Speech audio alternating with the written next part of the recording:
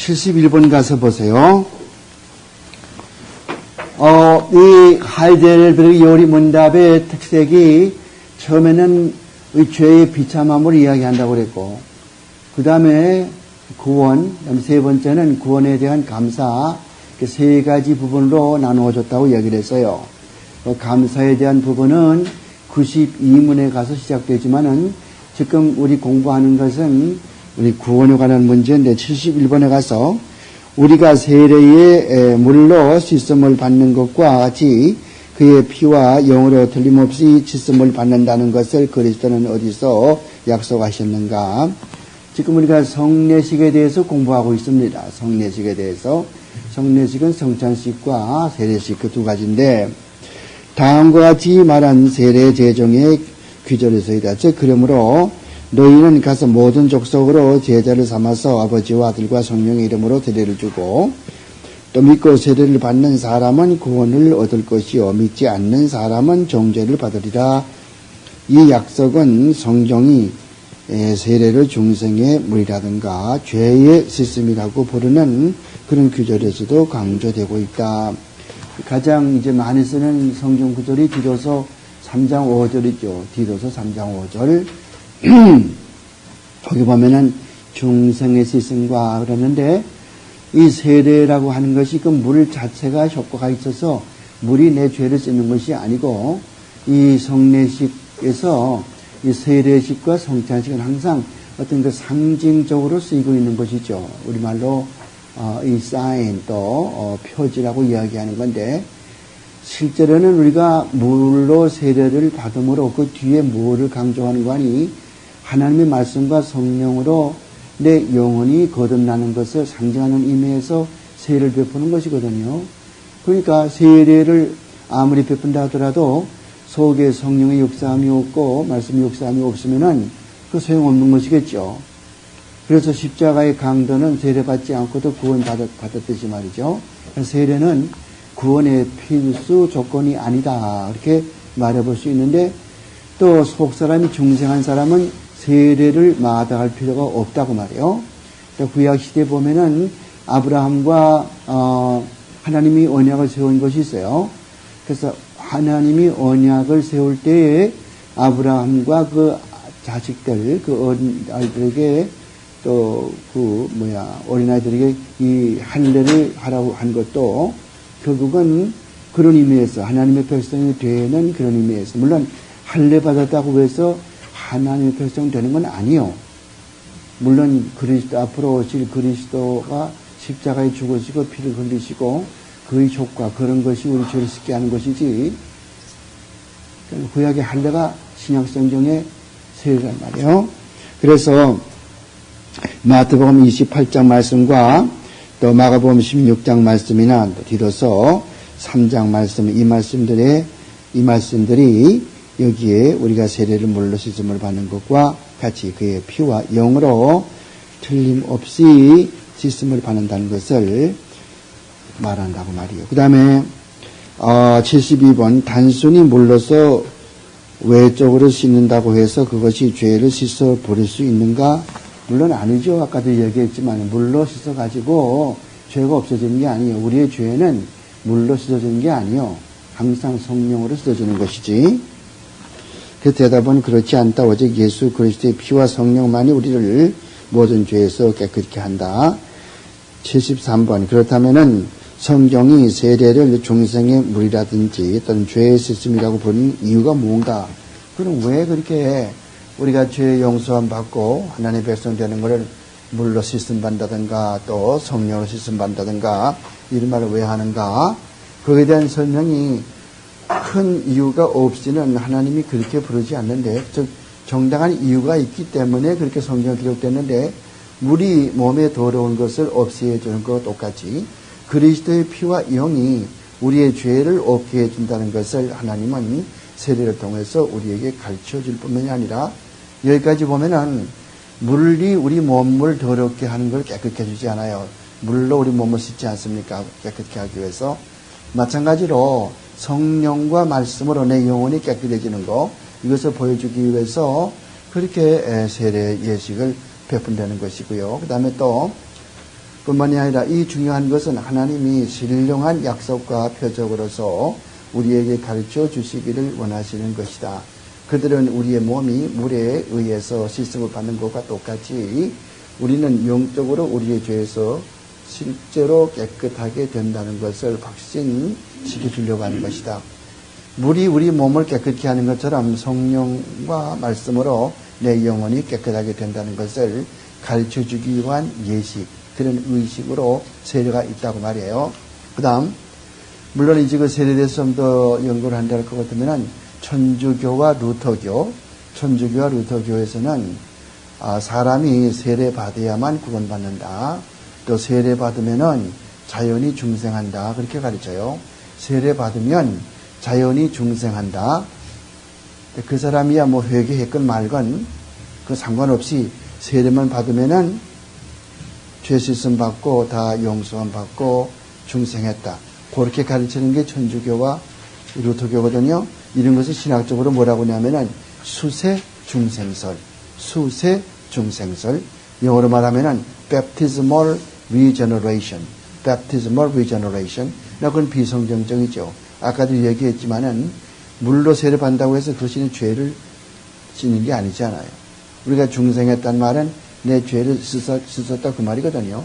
중생해지는 것은 성령과 말씀으로 되어지는 거지 세례가 지금 물 가지고 되어진 게 아닌데도 불구하고 천주교와 루터교에서는 수세 중생설을 가르치는데 그건 잘못됐다고 하는 것을 여기서 이야기하고 싶어요. 그 다음에 유아도 세례를 받을 수 있느냐? 그렇다. 그 이유는 왜 그런가? 유아들도 그들의 부모와 마찬가지로 언약에 포함되어 있으며 하나님의 백성에 속하고 있기 때문이다. 거기까지. 하나님께서 아브라함과 언약 관계를 맺을 때에 아브라함하고만 맺은 게 아니죠. 뭐라고 그랬어요? 너와 나와 언약을 맺을 텐데 너와 너의 자손들과 나와 언약을 맺었다고 그랬거든. 그렇기 때문에 아브라함만 할례받은 것이 아니고 그 밑에 이삭이라든가 이슈마엘도 할례받았지 않아요. 그러니까 이것은 한 사람만이 아니고 그 가족 전체 여러 세대에 걸쳐서 그리고 또 그뿐만이 아니고 대대로 그렇게 이제 축복을 받는 것이거든요. 그러니까 그렇다 할 것 같으면 그 언약을 누구하고 세웠는가? 하나님은 아브라함하고만 세운 게 아니란 말이죠. 그의 자녀들, 아들들하고도 세웠다고 말이요. 그러므로 어린아이들은 언약의 자녀거든요. 아버지와 어머니 둘 다 믿으면 좋고 하나만 믿어도 아버지나 엄마 하나만 믿어도 그 언약의 자손이거든요. 그래서 그런 언약의 자손이기 때문에 하나님과 아브라함과 맺은 언약 관계 그에 의해서 그 아이들도 세례를 베풀 수가 있다고 말이요. 단지 신약 시대에 들어와서는 뭐 남자만이 아니고 남자 여자 다 하나님의 백성으로 세례를 통해서 구약 때는 남자만 할례 받았거든. 이제 신약 시대에 들어와서는 남자건 여자건 다 이렇게 세례를 받을 수 있다. 그래서 무슨 말이 나와요? 여러분들 성경 보면은 성경의 갈라디아 3장 29절 가서 보면은 맨 끝에 절이요. 갈라디아 3장 맨 끝에 들어가서 보면은 29절에 누구든지 그리스도 안에 있으면은 아브라함의 자손이요. 약속대로 유업을 이을 자라고 그랬어요. 그러니까 아브라함 안에 있다는 무슨 말이거니? 하나님과 언약 관계에 있는 자는 그것은 그런 사람. 그게 누구요? 그리스도 안에 있는 사람. 예수 믿게 되면 그 사람은 아브라함의 믿음을 가진 자고 이렇게 되면은 그건 뭐 구원을 받는다고 하는 그런 것을 가르쳐 주지요. 그래서 아들 어린애들도 옛날에 이삭, 이슈마엘 남자가 할례 받았지만 지금은 남자고 여자고 다 이렇게 세례를 받아서 어떤 한 사람만 믿어도 될 수 있다고 하는 거. 그러니까 유아 세례 주는 근거가 거기에 있다고. 언약자녀, 언약의 자녀이기 때문에 하나님께서 아브라함과 창세기 17장 가서 보면은 하나님께서 아브라함과 언약 세울 때 아브라함하고만 세운 게 아니라니까 그의 가족들과 그의 대대로 언약을 세웠지 않아요. 그런 관계라고 말해요. 그 다음에 그리스도의 피를 통한 속죄와 성령에서 오는 믿음과 은사는 그들의 부모에게 대해서 약속된 것 못지않게 약속되어 있으므로 유아들도 언약의 표적으로서의 세례에 대해서 교회에 입적되어 하는 동시에 불신자들의 자녀와도 구별되어야 한다. 구약시대에는 할례로서 구별되었다. 신약시대에는 세례가 그것을 대체하도록 되었다고 봐요. 자, 그런데 언약의 자녀와 언약이 밖에 있는 사람들, 무슨 말인가 하니, 부모들 가운데 예수 믿는 사람 집에 태어난 어린아이하고 도무지 예수 믿지 않는 집의 어린아이하고 차이가 있는가 없는가, 물론 이제 침례교에서는 그걸 따지는 거예요. 어린아이들은 아무것도 모르지 않느냐, 신앙이 뭔지 뭘 알아, 그리고 어떻게 세례를 주냐 이렇게 생각하죠.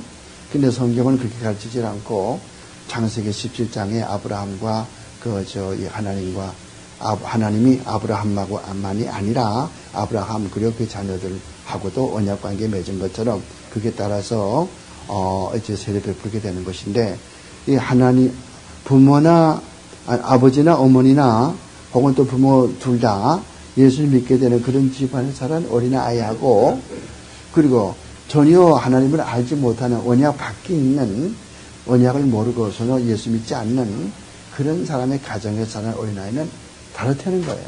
왜?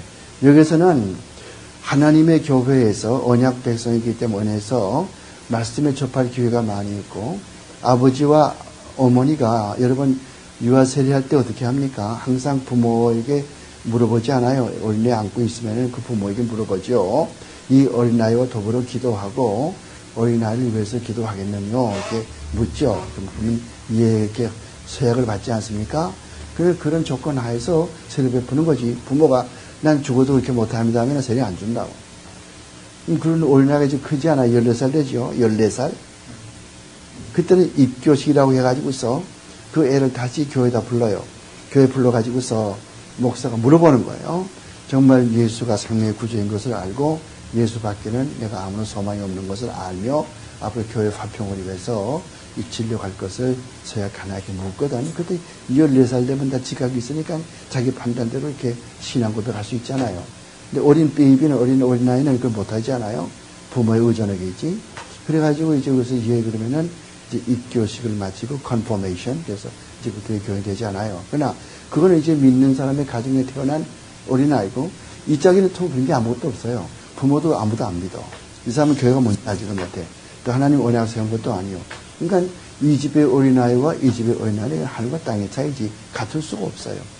그래서 하나님의 뜻이면은 그렇다고 해서 오해하면 안 돼요. 그럼 믿는 집안에 아버지 어머니가 믿으면은 이 어린아이는 그냥 자동적으로 구원받고 자동적으로 중창하겠구나, 그건 아니에요. 부모가 믿는다 하더라도 그 집 애가 잘못돼가지고 하나님의 택한 백성이 아니면은 이것이 또 이렇게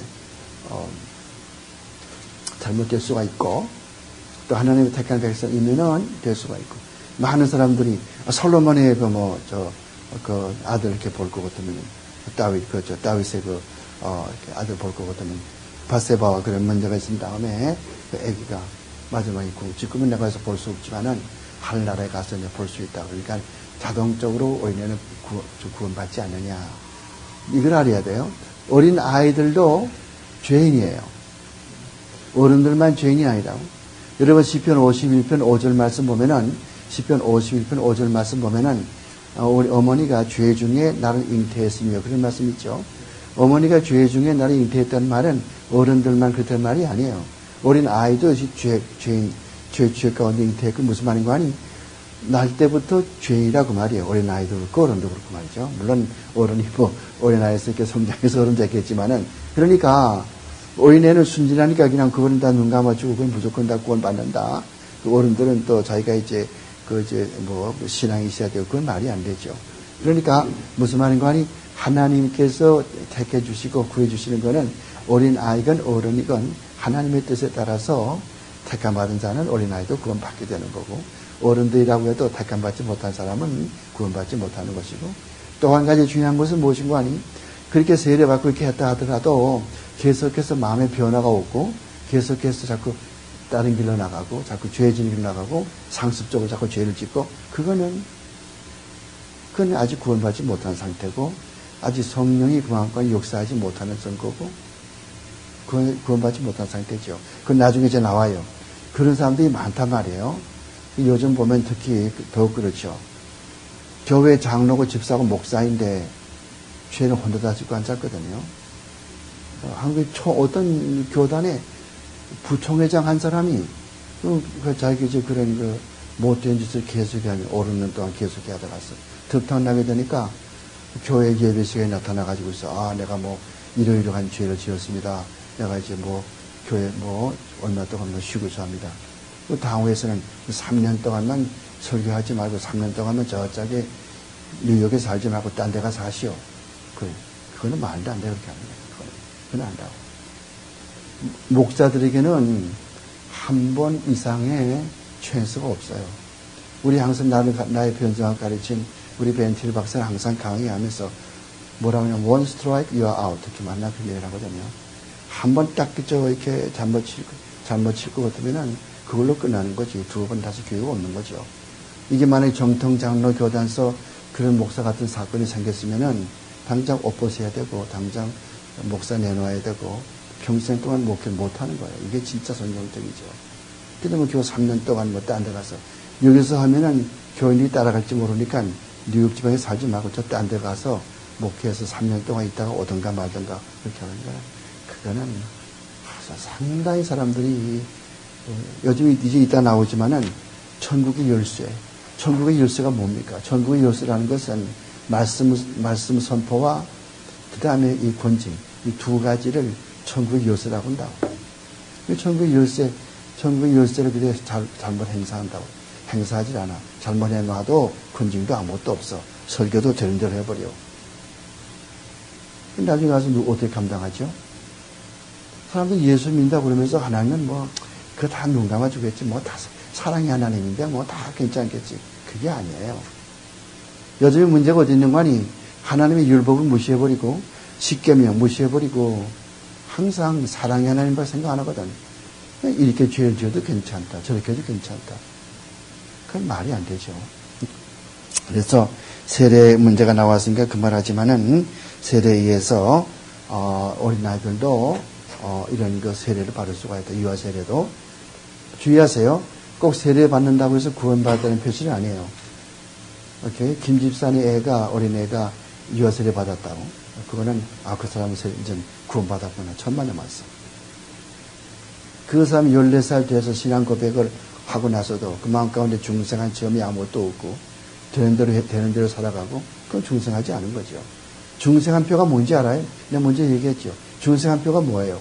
내 자신에게 엄격하고 내가 죄인인 걸 깨닫게 되고 항상 나를 자책하고 내게 대해서 엄격하고 자꾸 죄를 미워하게 되고 이게 하나의 특징이고 두 번째는 어떻게 하면 그리스도께 영광을 돌릴까? 어떻게 하면 하나님께 영광을 돌릴까? 그 두 개 생각.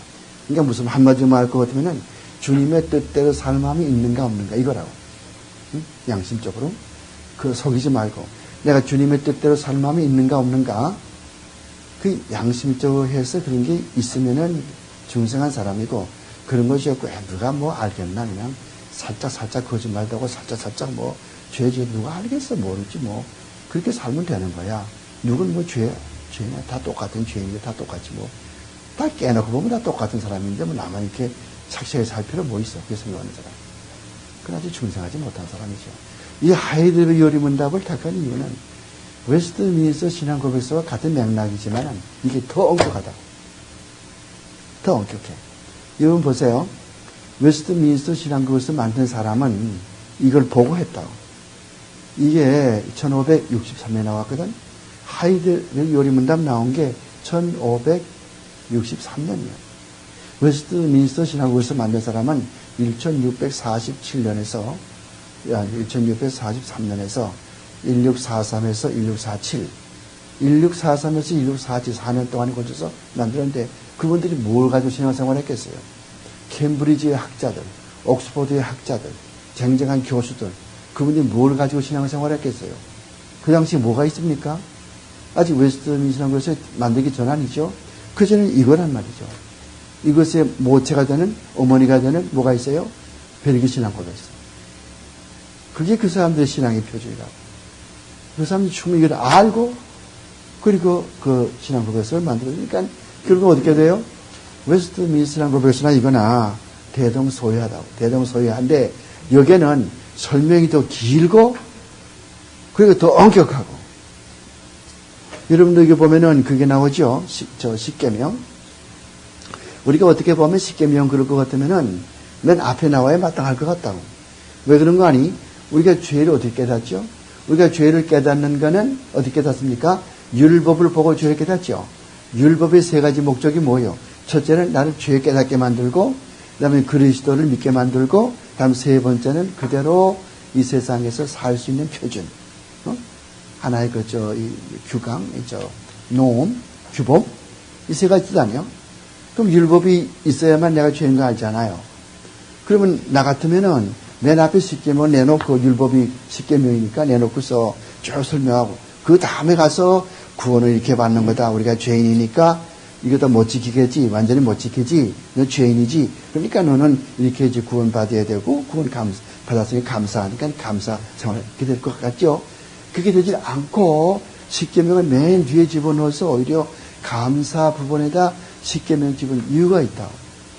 만약에 이 십계명 앞에다 집어넣었을 것 같으면 사람들이 어이구 어려운 그 율법을 이제 지키지 못하는 율법인데 참 잘됐다. 나 못 지키는데 예수께서 내 대신에 지켜주시고. 그걸 뭐라고 그래요? 예수 그리스도의 무슨 순종? 능동적인 순종. 그리스도는 두 가지 순종이 있다고 그랬죠. 그리스도의 순종, 능동적인 순종과 수동적인 순종. 능동적인 순종은 우리가 지키지 못하는 율법을 혼자 다 지킨 거. 이것이 능동적 순종이요. 능동적 순종, active obedience. 그리고 이 수동적인 순종이라고 하는 것은 passive obedience는 그가 십자가에 내 죄를, 하나님의 택한 백성의 죄를 대신 짊어지고 죽기까지 순종하는, 이게 수동적인 순종이다. 그러면 예수께서 그런 두 순종으로 나를 속량해 줬거든. 나를 구원해 줬거든. 그러니까 이제는 십계명은 필요 없단 말이야. 이제는 십계명 저리 가라면 나 필요 없어. 너 때문에 내가 얼마나 고생했냐. 내가 십계명 내가 너를 못 지켜가지고 얼마나 고생했냐. 이제는 예수께서 다 완전히 능동적인 순종을 다 지켜주시고 수동적인 순종으로 내 죄를 대신 짊어지고 죽어주었으니까 나는 이제 해방이다. 너는 이제 십계명은 필요 없어. 저리 가. 이렇게 될까봐. 그것을 막기 위해서 이 십계명을 맨 뒤에 집어넣었다고. 왜 그러냐면은 십계명 누가 다 지키나? 아무도 못 지키죠. 아무리 훌륭한 이 로마 천주교의 신부라도, 기독교의 아무리 신령한 목사라도 이 십계명을 다 지키는 사람은 세상에 아무도 없어요. 그러면은 사람이 지키지 못하는 거 왜 집어넣느냐? 왜 만들어놨느냐? 이유가 있다고. 첫째는 무슨 이유가 있냐면은 십계명을 볼 때에 내 자신이 죄인인 것을 깨닫게 되고 더욱더 내가 하나님 앞에 가까이 나가야 되겠다.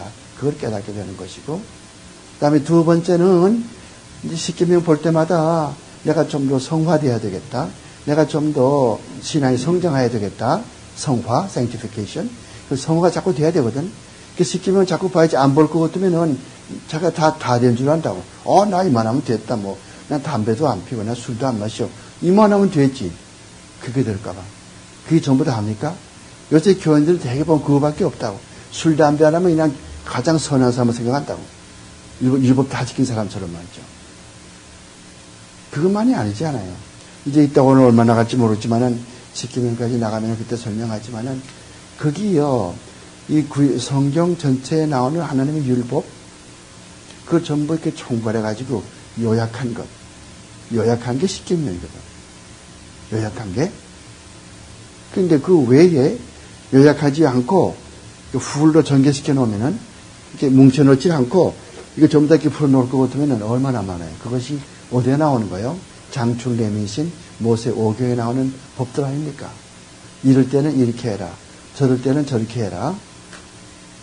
이런 거 전부 다 법 아니겠어요? 그걸 전부 다 한 가지로 묶어놓아가지고 십계명이란 말이죠.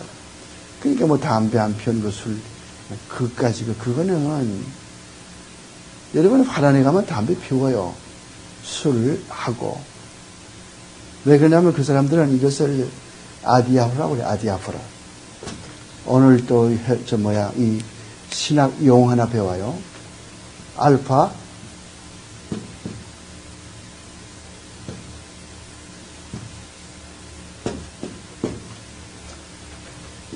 아디아프라.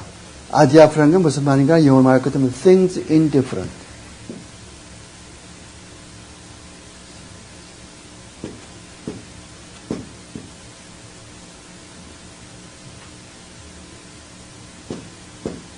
things indifferent.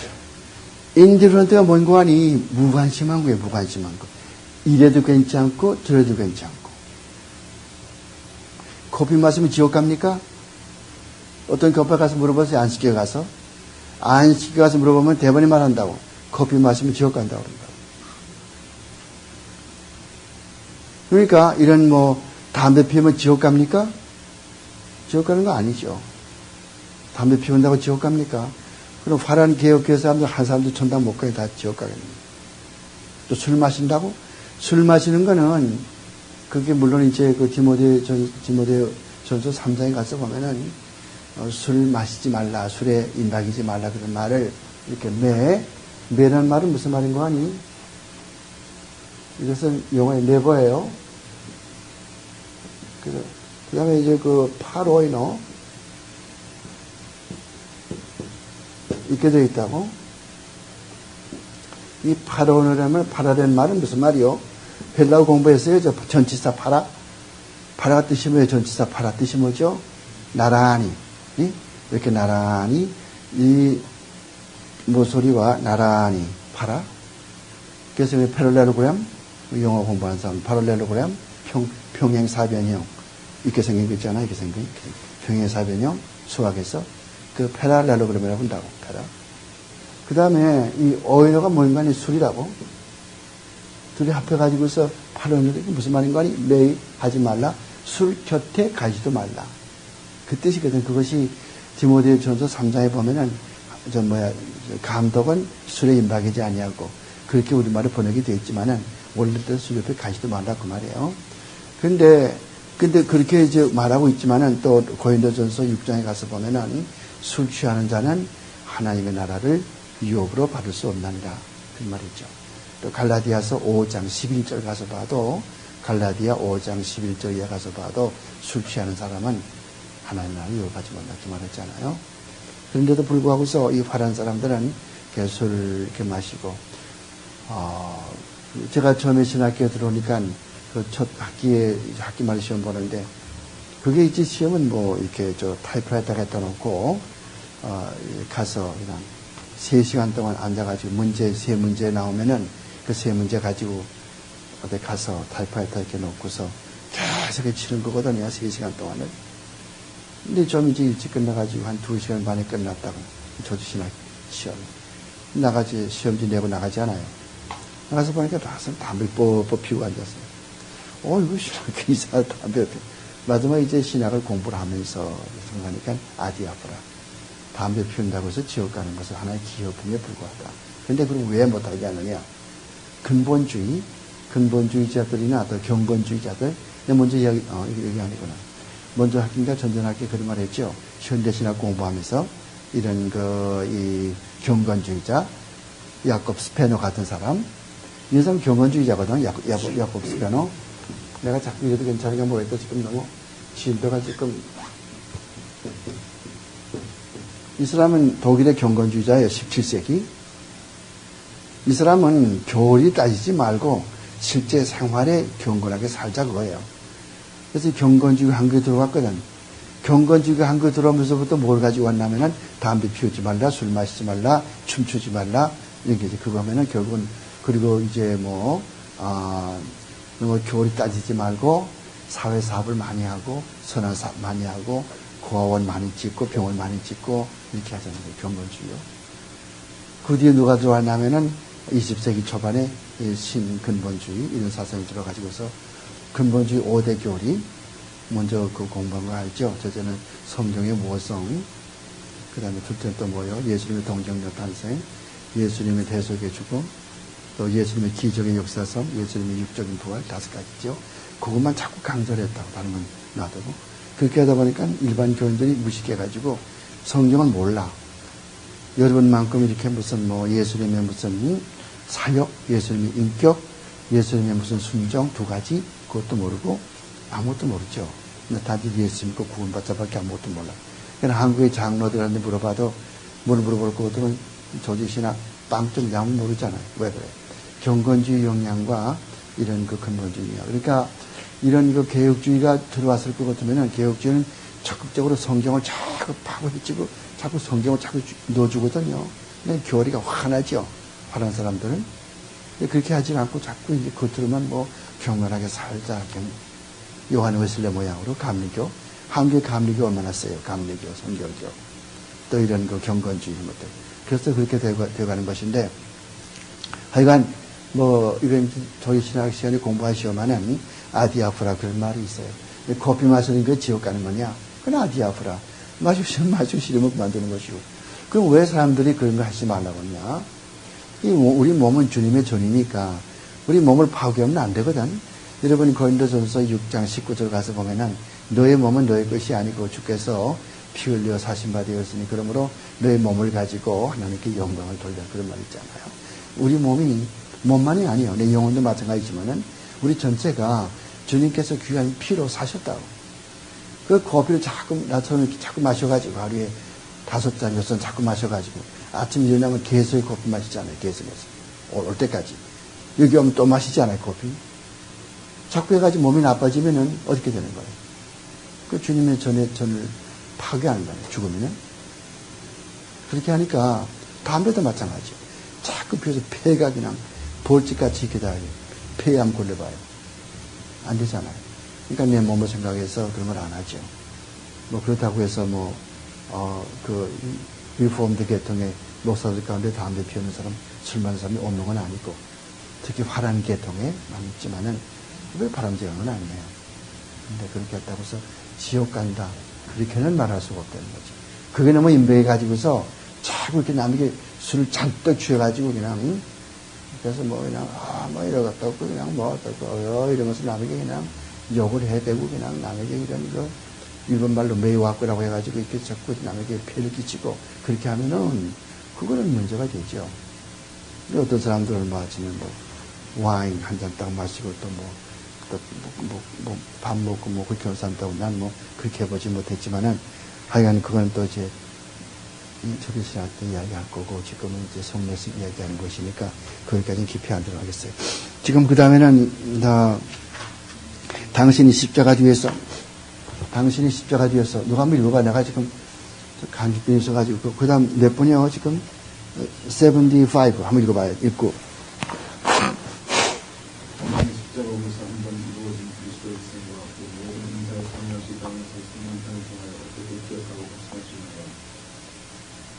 다음과 같은 방법으로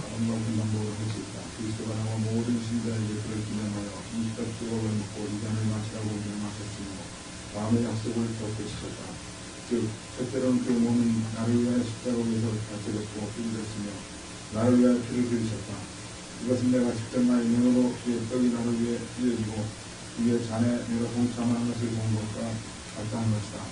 더 나아가 내가 그리스도의 몸과 피를 가르치는 확실한 기록으로서 내게 주어진 떡과 주의 잔을 목사의 손에서 받고 실제로 맛을 볼 때 그는 그의 목과 크신 몸과 피의신 피로서 나의 영혼을 영생에 이르도록 확실히 먹이고 양육하시라는 것을 약속합니다. 오케이. 우리가 이런 그 성찬식 할 때의 떡과 포도주를 이용해서 이제 주님의 죽으심을 생각을 하죠. 그런데 우리가 보세요. 그 떡과 포도즙은 무엇을 우리에게 어떤 유익을 주냐면은 떡과 포도즙 자체는 우리 몸의 양식이죠. 몸의 양식이란 말이에요. 떡과 포도즙 그 자체가 내 영혼에게 유익을 주는 건 없어요. 왜 그러냐면은 포도즙을 많이 마시면 몸이 건강해지고 또 떡을 먹어야 내 몸이 살잖아요. 그와 마찬가지로 이 성찬식 떡과 포도즙 그것이 뒤에서 그 뒤에 그것이 이렇게 나타내주고 있는 그것이 이렇게 표적하고 있는 그것은 뭔고 하니 이 예수님의 죽으심 십자가에서 피를 흘리신 주님의 피, 또 십자가에 찍히신 그 몸, 이것은 내 영혼을 소생시켜준다고 말이죠. 그렇게 하니까 이 자체는 무슨 뜻이 없지만은 그것이 입증하는 거, 그것이 상징하는 거, 그것은 내 영혼을 예수 그리스도 여기, 자, 떡이 있다. 떡은 예수 그리스도의, 실제 그 떡은 예수의 몸이 아니요. 몸이 아니단 말이요. 하지만은 이게 상징하는 게 뭔가 하면은 예수님이 십자가에서 나를 위해 찢기신 그 몸을 상징하는 것이. 이게 포도주가 있다. 그럼 포도주는 예수님의 피를 상징하는 것이 아니겠나? 그러면 그것이 예수님의 살과 예수님의 피, 즉 십자가의 죽으심, 그것이 내 영혼을 깨끗게 해준 거, 내 살찌게 해주는 거. 그러니까 우리는 어떻게 삽니까? 예수 그리스도의 주께서 흘리신 보혈, 그걸로 내 영혼이 씻음 받고 예수 그리스도께서 죽으신 그것이 내게 효험이 돼서 내가 구원받는 거죠. 그러니까 그런 의미에서 성찬식이 의의가 있는 거지. 그러니까 이것 자체 가지고는 내가 구원받거나 무슨 그런 건 없고, 이걸 볼 때 주님께서 나를 위해 십자가에 죽어주셨구나, 이렇게 생각을 해서 내가 주님께 더 가까이 나가게 되고 신앙생활이 더 견고해지고 신앙생활이 더 돈독해지고 더 견고해지고 그런 의미가 있지. 이것 자체 가지고서 내가 죄를 용서받거나 그런 건 없어요. 죄 용서만 받는 거는 세례 받기 전에, 성찬식 받기 전에 이미 벌써 하나님께서 성령으로 말미암아 내게 역사해 주어서 내가 죄인 걸 깨닫게 만들고 이제 주님을 사겠다는 마음이 생기게 되거든요. 그래서 그런 마음속에 변화가 생긴다. 변화가 생기면 이걸로 끝나지 않고 계속해서 그런 변화가 계속해서 자꾸 일어나가지고서 점점 질이 좋아지더라군. 그러니까 이 중생이라고 하는 것은 다르게 말하면 칭의거든. justification. 그거는 하나님 앞에서 내 신분이 어떻게 되는가, 신분의 변화, 그걸 가르쳐 주는 게 이 칭의와 이 중생이라고. 신분이 어떻게 변했어요? 얘네 나를 위해 살고 내 자신을 위해 살고 뭐 복음에 관심이 없고 주님에 관심이 없고 한 사람이 이제 중생함으로 말미암아서 내가 하나님의 아들, 딸이 되었단 말이죠. 신분이 이렇게 변했단 말이에요.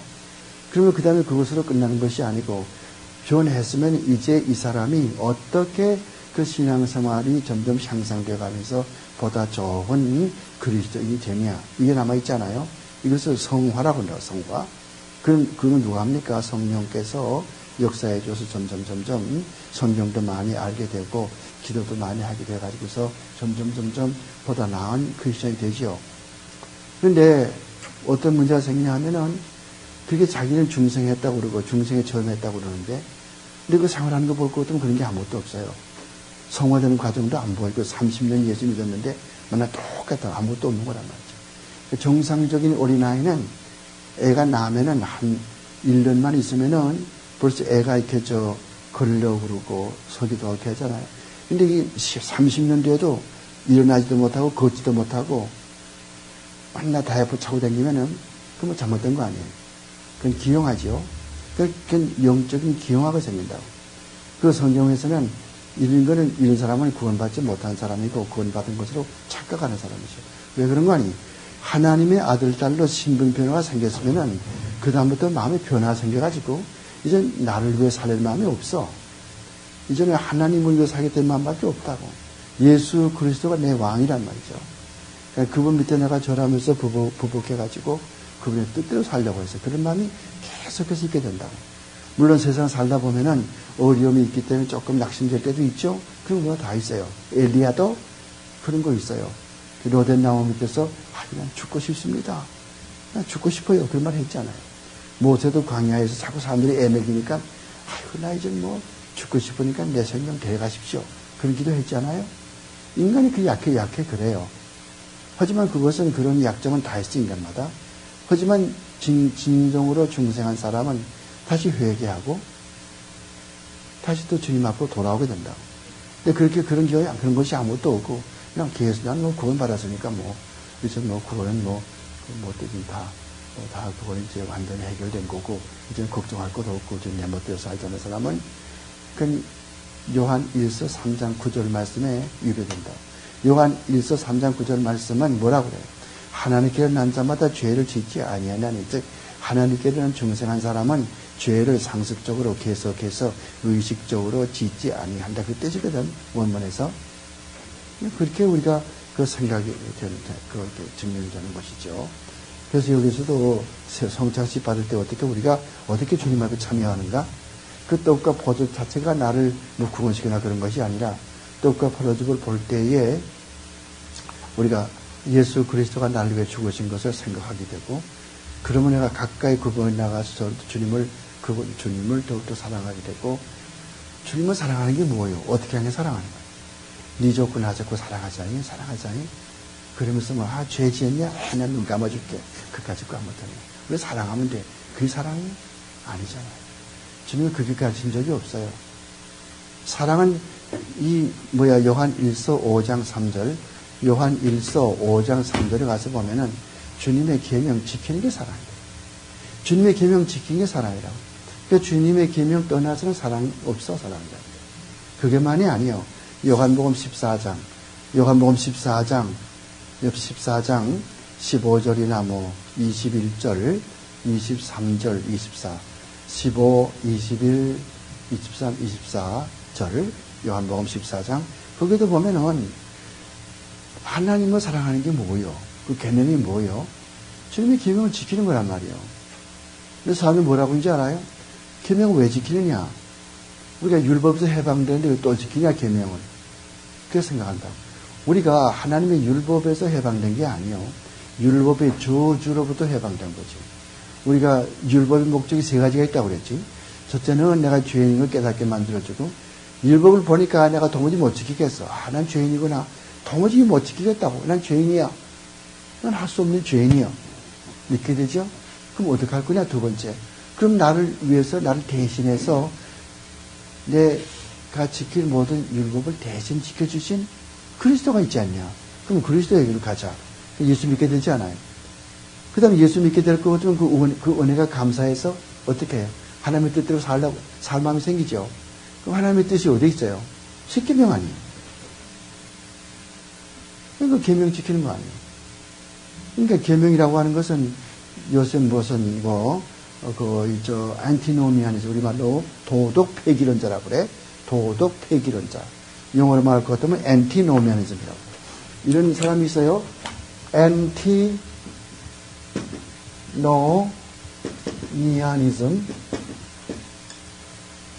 이걸 이제 도덕 폐기론자. 도덕 폐기론이죠, 어쩌면. 도덕 폐기론자는 여기까지. 엔티노미안, 도덕 폐기론자. 엔티노미안이즘, 도덕 폐기론. 이게 뭘 주장하는 거 아니? 이제 우리가 하나님의 은혜를 구원받았으니까 도덕법은 지킬 필요가 없다. 즉, 율법은 지킬 필요 없다. 그러니까 부모 공경하라, 그 필요 없어. 다 구원받았는데 뭐. 옛날에 마치 이 바리새 교인처럼. 바리새 교인들 보면 그런 말 잘하죠. 예수님의 가장 괴롭힌 사람이 바리새 교인들 아니에요. 근데 성경 말씀 보면은 기록된 바. 그런 말 있죠? It is written. 그래서 헬라 말씀 알 것 같으면 게그라프타이.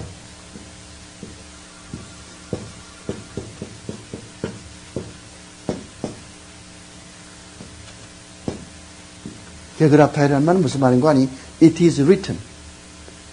그래서 이게 무슨 현관이 감마 두 번 나왔죠. 감마가. 그리고 엡실론 나왔잖아요. 엡실론, 감마 엡실론. 그렇게 하니까 뭐가 되는 무슨 형? 완료형 시제. 완료형 시제는 무슨 말이요? 한 번 과거에 있었던 동작의 결과가 효과가 영원토록 변치 않는 거.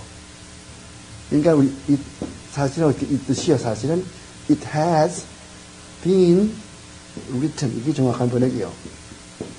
근데 영어에 어떻게 번역하는 거냐? 영어 성경 볼 것 같으면 it is written. 이렇게 번역이 되어 있다고. 한번 성경의 구약에 기록된 거, 그거는 변할 수 없는 거죠. 그런데 예수님께서 뭐라고 그런 거 아니에요? 옛날 사람들은 이렇게 말한 걸 너희가 들었거니와, 형제를 살인하지 말라. 그 말 들었거니와, 나는 너에게 말하노니, 형제를 보고 미워하는 자마다 살인죄를 범하여야 그러잖아요. 그러니까 이 유대인들이, 이 바리새 교인들은 반드시 사람 죽이는 거, 난 그거 안 죽였다. 이렇게 미워하면서도, 너 그 사람 난 죽이지 않아서 나는 그 사람에 대해서 아무 죄가 없어. 예수님이 뭐라고 그래요? 안 죽였어도 저놈 내가 망치야지, 저놈을 죽여야지 생각하고 있으면 그게 바로 살인죄가 똑같다는 거거든. 그러니까 이 바리새인 교인들은 법을 거꾸로 해석을 했다고. 겉으로만 안 하면 되는 거예요. 속은 아무렇게 돼 있건. 예수님은 그게 아니잖아요. 속으로 벌써 미움하면은 그 사람을 죽인 죄가 되는 거 아니겠어요? 그러니까 신약시대에 와서 법이 더 엄격해졌다고. 예수님 산상법원에서 더욱더 법이 엄격해졌지, 법이 또 느슨해진 게 아니요. 몰라서 그렇지. 지금 마음으로 죄를 지어 죄라니까, 그게. 왜 그런 거 아니? 모든 죄는 어디서 시작합니까? 마음에서 시작한다고. 바울이라는 사람은 이런 그 바리새인 가운데 바리새인이죠. 그렇게 하니까 얼마나 외형적으로 공부도 많이 했거니와 외형적으로 얼마나 율법을 잘 지켰었겠어요. 하지만 한 가지 못 지키는 게 있어. 10계명 가서 보니까 이제 10번째 계명 가서 보니까 모든 것을 탐내지 말라. 그건 뭐냐 할 것 같으면은 마음의 문제거든. 그 전까지 뭐 안식일 지켜라, 무슨 뭐 부모를 공경하라, 뭐 살인하지 말라.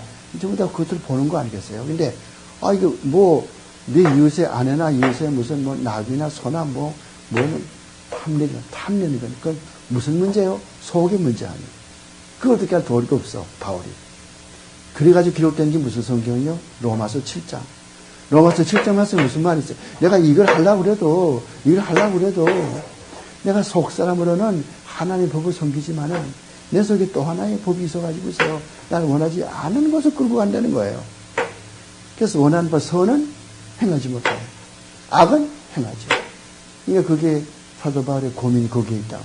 그러니까 오라 괴로운 사람이라. 바로 wretched man that I am. 난 얼마나 참 괴로운 사람인가. 오라 괴로운 사람이구나. 그러나 그 다음에 생각해 보니까 아니야. 예수 그리스도께서 그건 다 갚아주었어. 로마서 8장 1절에 가서 보니까 그러므로 그리스도 예수 안에 있는 자에게는 결코 정죄함이 없나요. Now there's no condemnation to those who are in Christ Jesus because He has taken care of my sin. 이렇게 되죠.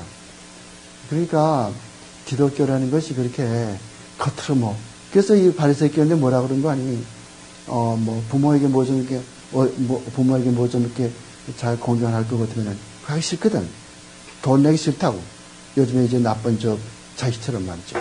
못된 자식은 오늘도 방송 들으니까 어떤 나이 많은 사람이 자기 어머니가 계셔. 84세 어머니가 계신데 그걸 그냥 어머니 내쳐버리고 안 모시겠다고 내쳐버리는데 다른 사람이 그걸 이렇게 모시겠다고 그러게. 부모에게 공경하지 않지 않아요? 그런 거는 이 바리새인은 어떻게 하는 거 아니? 그래서 고르반 되었다고 이렇게 말한다고. 내가 무슨 말인 거 아니? 내가 부모에게 드릴 그 돈을 하나님께 바쳤으니까 이제 부모는 내가 돌볼 필요 없다. 이런 식으로 말이죠. 그래서 마태복음 23장에 뭐라고 그래요? 회칠한 무덤 같은 사람. 회칠한 무덤이요. 겉으로는 굉장히 경건한 체하죠. 속은 그냥 온갖 송장과 썩은 뼈 거기 다 있잖아. 여기 갈릴리 바다에서 저쪽에 그 다보산 그 가는 그 길가에는 큰 무덤이 있어. 하얀 무덤. 아주 그냥 깨끗하게 횟가루 칠했다고. 이게 둥그랗게 눈이 이렇게 둥그랗게 되어 있다고. 구멍이 있어요. 이게 서 들여다볼 것 같으면 그 속에 관들이 있고 뼈가 있고 막달라 마리아의 무덤. 겉으로는 참 1년에 2번, 3번씩 이렇게 칠한다. 속은 더럽지 않아요. 그게 바리새인 교인들이거든. 그래서 이 독사의 자식이라고 그런 말도 하고 말이죠. 화 있을진저 바리새인 교인들. 화 있을진저. Woe unto you. Woe unto you. 그 말이 얼마 많이 나와요. Woe unto you. 화 있을진저. 그러니까 기독교는 마음의 종교예요. 심령의 종교.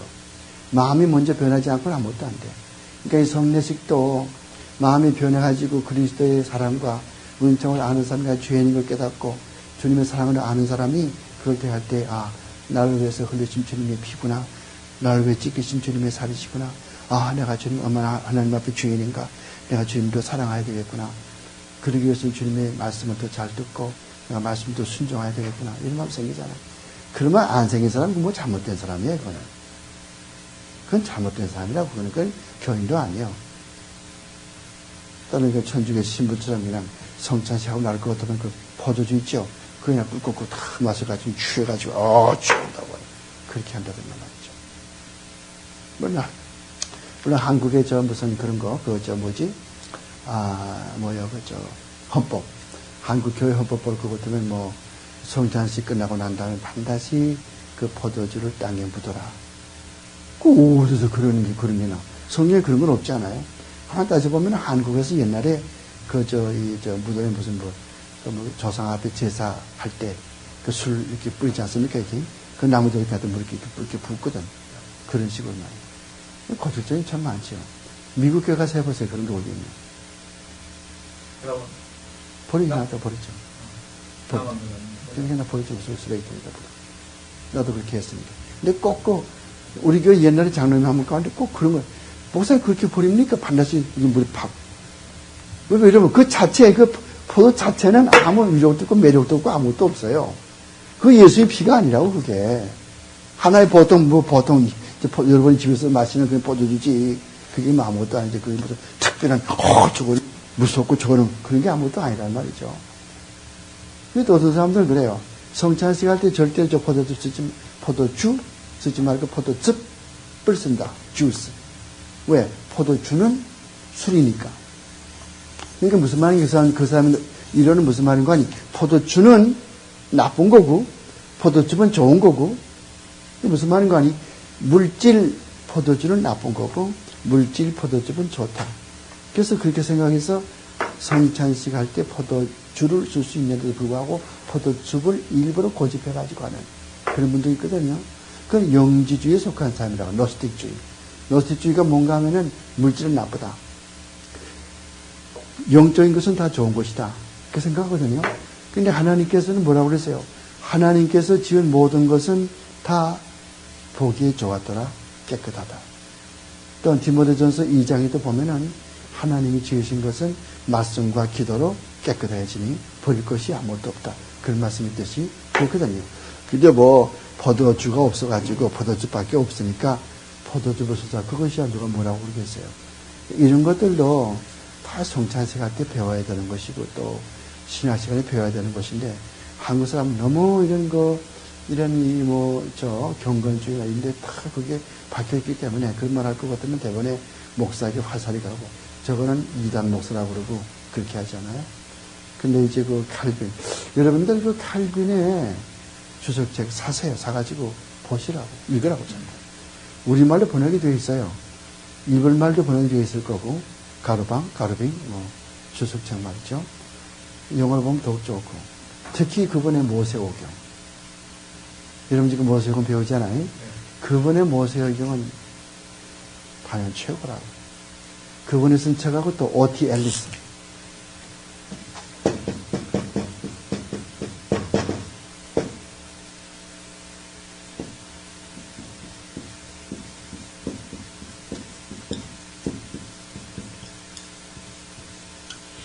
이런 책이 있어요.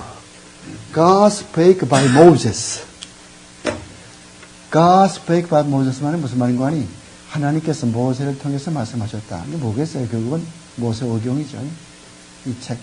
공부할 때 이거 가지고 공부를 했는데 아주 모세오경은 그 이상 따라갈 책이 없어요. 멋진 책이 모세오경. 펜타티오크. 이 책이죠. 요즘 학자들이 많이 나오지만 젊은 사람들. 이거는 지금 살았으면 지금 120세 될 사람들 죽었지만 O.T. 앨리스. 처음 잘 모르고. 프린스턴 교수하다가 웨스트민스터 교수로 와서 구약 가르쳤죠. O.T. 앨리스. 이름을 외워둬야 돼, O.T. 앨리스. 그 어디가 책방에 가서 O.T. 앨리스 누구누구 모세 오경 그러면, 요거는 내가 100% 주고 사야 되겠다 해서 사시라고 돈 아끼지 말고. 그래서 이 신학 공부를 하면서 어떤 책들이 좋고 어떤 책들이 개혁주의적이고 어떤 책들이 개혁주의가 아니라는 분별할 줄 알아야 돼요. 너무 잔소리가 많아요. 그 다음에 지금 몇 번 하죠. 그 다음 페이지 가서 봐요. 몇인 거? 76. 그리스도의 못 박힌, 안의숙, 안현숙. 읽어봐.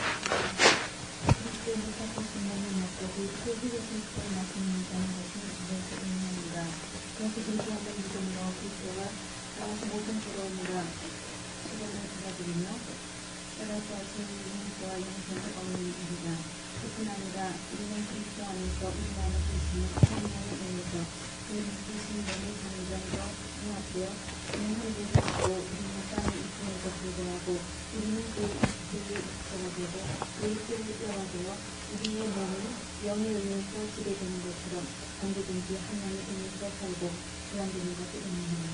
상당히 길죠.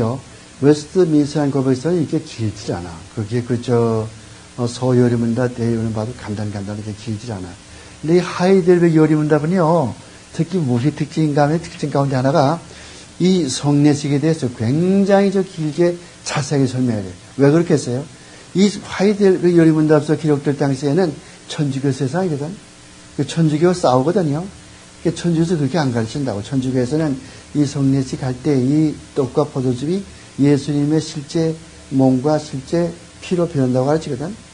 그래서 이 신부가 이 잔을 이렇게 들게 되면은 그 순간에 이것이 예수님의 피로 변해버린단 말이에요.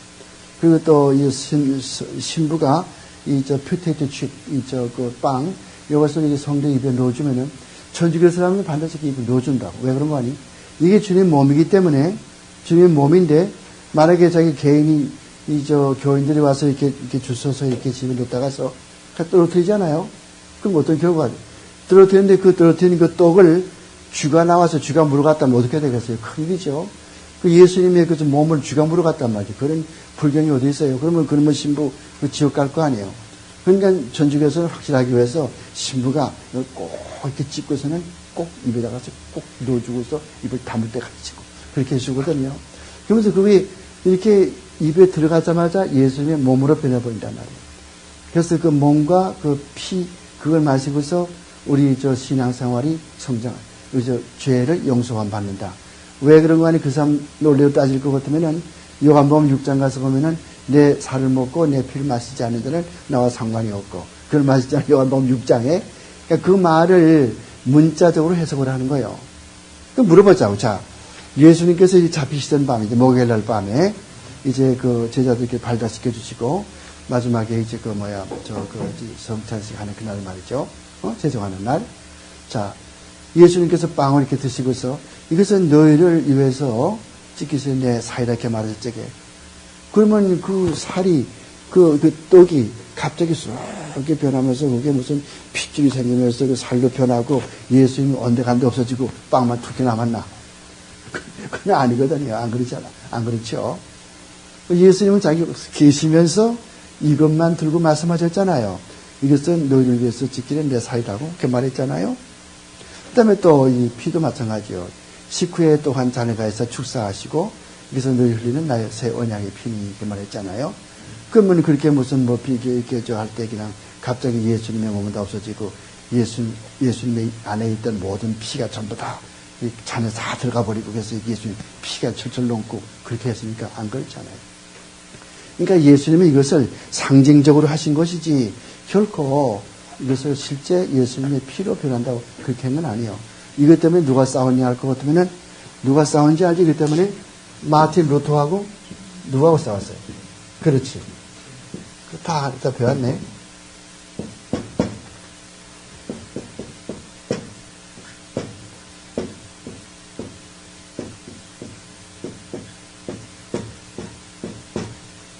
호크 메옴 코르푸스 에스터. 이것은 나의 몸이다. 어떻게 해석할 거냐? 루터는 실제 이것은 예수의 몸이다. 저런 건 아니야. 그냥 상징적으로 기념을 한 것이지 실제 그것이 몸이 아니야. 밤새껏 눈이 오는 밤에 밤새껏 싸웠다고. 그 다음부터 돌아서 가지고는 서로 의견이 맞지 않았죠. 돌아서 죽을 때까지 그냥 만나지 않고 돌아가자마자 주변교회는 전쟁터에서 이 캐톨릭과 전쟁하다 캐톨릭한테 맞아 죽었고, 루터는 뭐 좀 더 있다가서 신경통으로 죽고, 그렇게 했지만은, 주빈글리를 따는 그 학파가 있어요.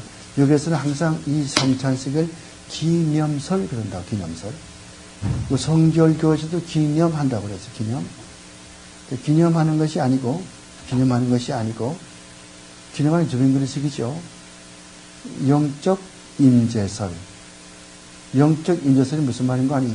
이 개혁주의자들은 성찬식을 할 때에 하나님의 은혜가 신비스럽게 여기에 영적으로 임재한다. 천주교 사람들은 실제 예수님이 여기 오셔서 여기서 예수님 죽임을 당하시고 실제 지금 말이요. 그래서 살과 피를 남기시지만은 우리는 그것이 아니고 예수님의 몸이 오는 것이 아니고 영적으로 성령께서 임재하셔서 말씀을 통해서 우리에게 은혜를 끼친다. 그래서 영적 임재설 그렇게 이야기를 하죠.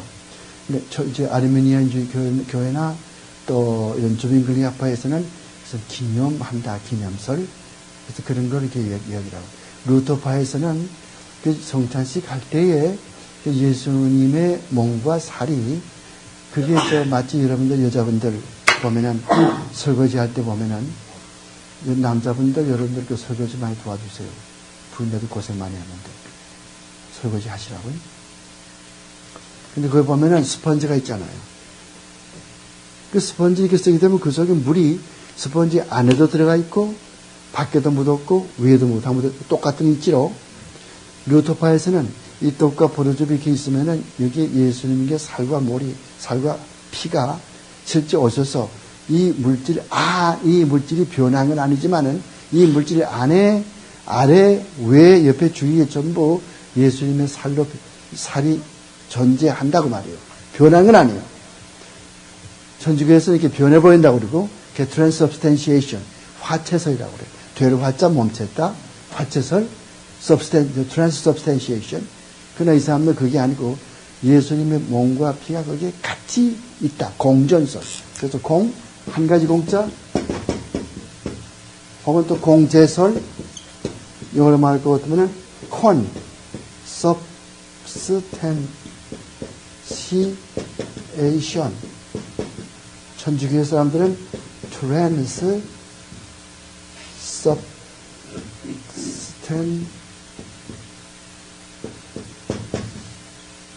그래서 되를 화자, 몸체자, 화채설이라고. 천주교 사람들은 그게 다 잘못된 거죠. 성찬식의 의미를 이제 알았죠. 절대 그것이 우리 죄를 용서하는 것이 아니고 그 떡과 포도즙을 볼 때에 나를 위해서 죽으신 예수 그리스도의 죽음을 생각하게 되고 내가 또 주님 앞에 더 충성할 마음이 생기게 되고 더 신앙생활 더 잘 할 마음이 생기게 되고 주님께도 가까이 나가게 되는 그런 신앙을 더 튼튼하게 해주는 그런 역할을 하는 것이 성찬식이지. 천주교 사람처럼 뭐 그거 받으면 죄가 없어지고 그건 아니란 말이죠. 그 다음에 97번, 77번 신자들이 떡을 떼고 먹고 이 잔을 마시는 것처럼 그리스도는 그의 몸과 피로써 먹이고 양육한다고 어디서 분명히 약속해 주는가? 성만찬의 제도 안에서 약속되었는데 다음과 같다.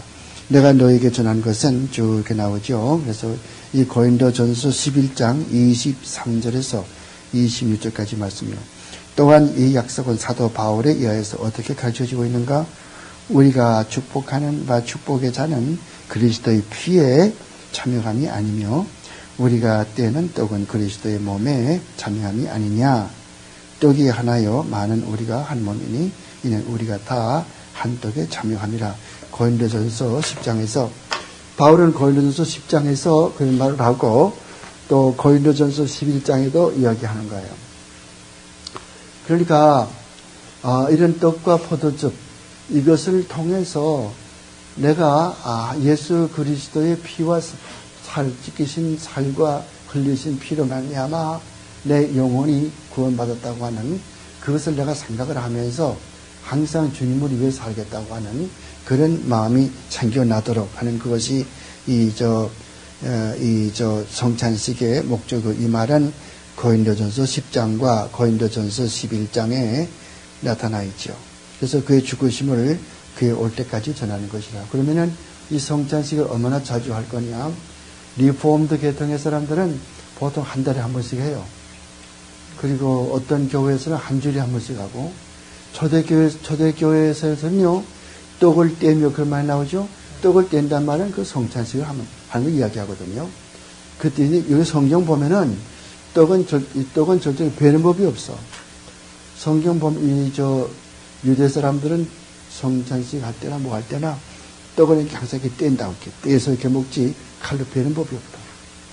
그래서 성경 보면은 떡을 뗀다 이렇게 됐고 떡을 벤다 그런 말이 없고 그 벤다는 말은 그거는 성경에 그런 말이 없어요. 그래서 이런 그 성찬식을 함으로 말미암아서 여기서 고린도전서 11장이나 10장에서 이야기하는 것처럼 우리가 영적으로 그리스도와 연합이 되는데, 연합된다는 말은 그때 구원받는다는 말이 아니라 좀 더 주님에게 가까이 나가는 영적인 성장, 다시 말하면 성화, 다시 말하면 견진, 점점 신앙이 성장해 나가는 그런 것을 의미한다. 78절 떡과 포도주가 실제로 그리스도의 몸과 피가 되는가? 그건 내가 설명을 했죠. 떡과 포도주가 되는 것이 아니다. 79번 그렇다면 그리스도가 자기의 몸이라고 부르고 그의 잔을 그의 피라고 부르며 그의 피 안에서의 새 언약이라고 부르는 이유가 무엇인가? 그리고 사도 바울이 만찬을 그리스도의 몸과 피에 동참하는 것이라고 말하는 이유가 뭔가? 충분한 이유가 없이는 그리스도가 그렇게 부르지 않았는데, 그는 떡과 포도주가 우리의 일시적 생을 유지하는 것과 같이, 아까도 얘기했지만 떡과 포도주는 실제 우리 몸을 육성시키고 우리 몸의 자양분이 되거든요. 그와 마찬가지로 또 그의 못 박히신 몸과 흘리신 피는 영생을 얻기 위한 우리의 영혼의 양식이 되는 것이죠. 영의 양식이 된다고 말해요. 그것을 가르쳐 주기 때문이고, 더 나아가서 그는 이 보이는 표적과 약속을 통하여서 다음과 같은 것을 우리에게 확신케 하려고 한다. 즉 우리는 우리의 입으로 그를 기념하는 이 거룩한 표적을 받는 것과 같이 확실하게 성령의 역사를 통해서 그의 참된 몸과 피에 참여할 수 있다는 것이다. 그리고 그의 모든 고난과 그의 죽음을 마치 우리 자신이 고난을 당하고 우리 자신에게 만족을 줄 수 있는 것과 같이 확실히 우리의 것이라는 것을 가르쳐 주기 위한 것이다. 그래서 여기에 성찬식에 참여함으로 말미암아서 내가 신앙이 성장해지는 말할 것도 없고, 마치 주님의 죽으심이 내가 내 죄 때문에 내가 어제 십자가에 죽으신 것과 똑같은 그런 생각을 하고서 하나님 앞에 감사하는, 그리스도에게 감사하는 그러한 생각이 우러나오도록 하기 위함이다. 거기까지 이제 공부를 하고요.